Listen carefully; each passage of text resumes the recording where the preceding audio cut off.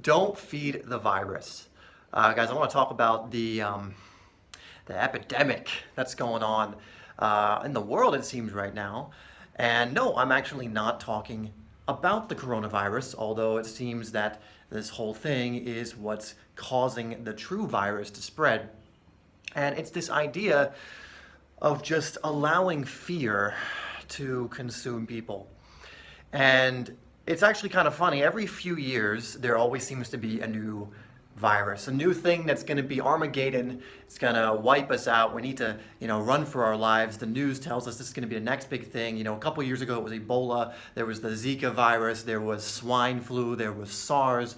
All of these different things that very quickly went away and people completely forgot about, despite a lot of people becoming very fearful. And this time they've done a very good job of creating a worldwide panic through the use of social media and the news. Here's the thing, guys. When you're put into a fear state, when you're panicking, when you're being paranoid, this actually weakens your immune system. This weakens your body. This causes you to be consumed with the energy on that frequency, in fear.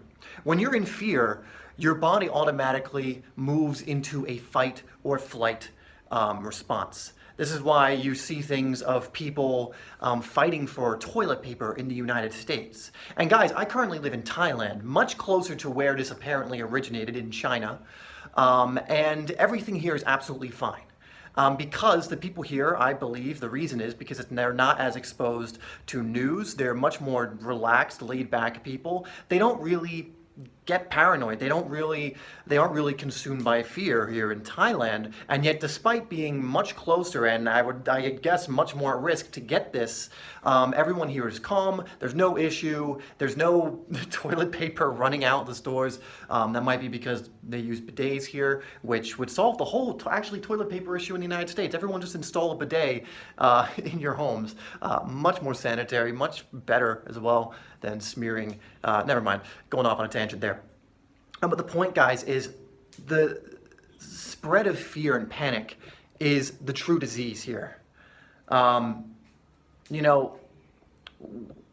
With these kind of things, even people who are, I believe, at the head of the, I forget the exact name of the organization, but the Disease and Something Center, the head of this organization even said that this is being blown way out of proportion. Why? Because it's being spread by news media outlets as if it's Armageddon, which then certain people are taking on board, acting like it's the end of the world, stocking up on toilet paper and all this different stuff, doing things like fighting each other for toilet paper in stores, which is, again, when you're in fight or flight, that's what you're going to be doing. You're going to be either in fight or flight. You're going to go to the store and hoard a bunch of stuff. You're going to fight other people for that stuff.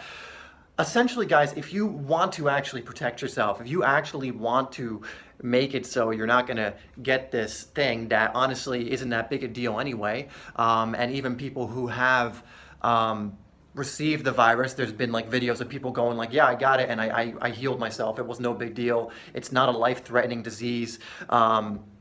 It's not something that you should really get all worked up about. But again, if you look at just the news and the information they're going to spread and the statistics they're going to show, they're going to show you the things that put you in a state of panic. They're going to show you what they consider to be the worst of the worst, regardless of where on the planet it is, regardless of how much the percentage of people it actually affects. They are going to try and spread that. They are going to try and get you in a fear-based state.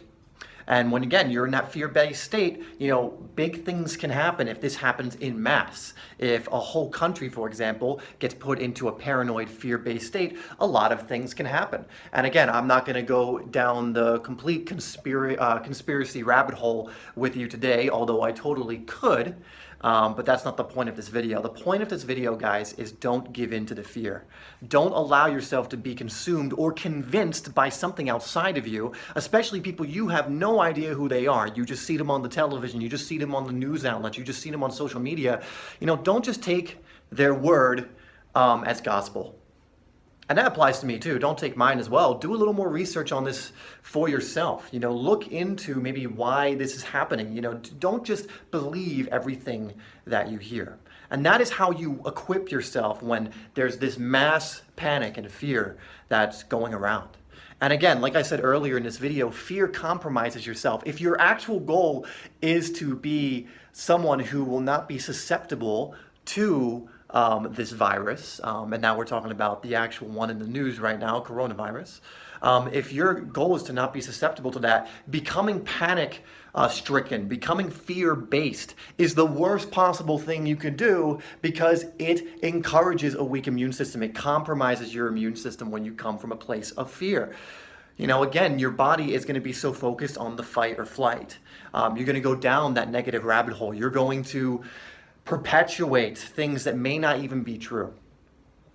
So this is just an invitation to look a little more into it before jumping to conclusions, to understand that fear does not serve you. In this case, mass paranoia and panic is not going to serve you. You know, being calm in these kind of situations is what's going to serve you. It's what's going to open your eyes and actually allow you to be aware of what's going on, to actually take in information and go like, should I believe that on face value, or should I dive a little bit deeper? And again, that applies exactly to everything I'm saying here. Don't believe anything I'm saying at face value. Go out and look for yourself. And don't just look at one or two outlets, you know, actually explore. Don't go in with any preconceived notions. Actually be open to new ideas and you know, instead of just assuming or having a bias and then having a confirmation bias at the end of it by going like, I knew it, because now you're only looking at sources that support whatever claim you originally came in with. So that's it for this one, guys, is don't feed the virus of fear.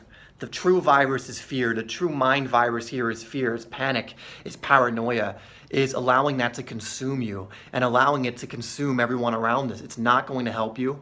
And if there ever was a point where I believe a true, and again, don't take this at face value, do it yourself, but I don't think there's an epidemic going on right now. But, you know, don't take that at face value. Look it up for yourself. But when if a true epidemic ever did occur, anytime soon or in your lifetime, approaching it from a place of fear would not help you, but being able to come towards it from a place of love, calm and collected, is what would help you navigate an actual crisis and come out on the other side unscathed.